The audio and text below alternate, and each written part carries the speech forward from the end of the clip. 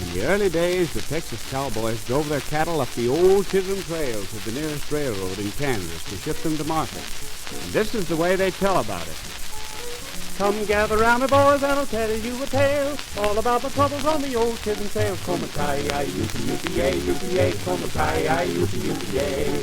It's cloudy in the west and it looks like rain, and my darned old slicker's in the wagon again. Come-a-tie-yi-yi-yi-yi, yi-yi, come-a-tie-yi-yi-yi-yi.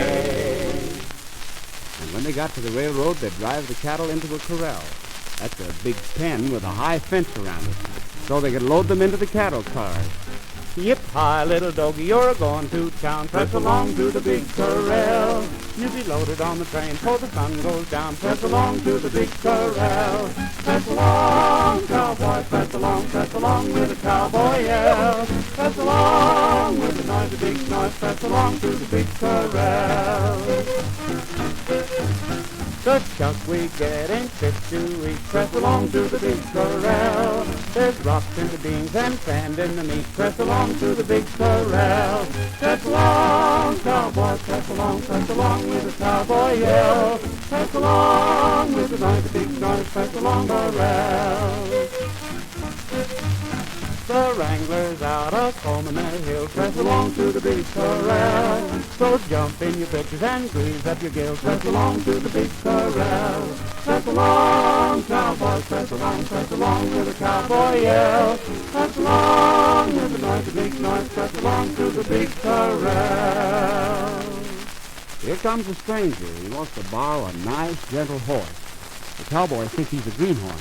A greenhorn is anyone who hasn't been on a ranch before. So they think they'll have some fun. They rope a famous bucking bronco called the Zebra Dun. They saddle old Dunny and hold him while the stranger gets on. Then they turn him loose and see what happens.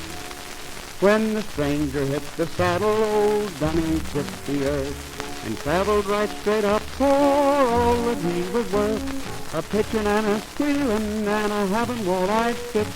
His hind feet perpendicular, his front ones in the bit. We could see the tops of mountains under Dunny's every jump. But the stranger, he was go there just like a camel's hump. The stranger sat upon him and curled his black mustache, just like the summer border awaiting for his hash.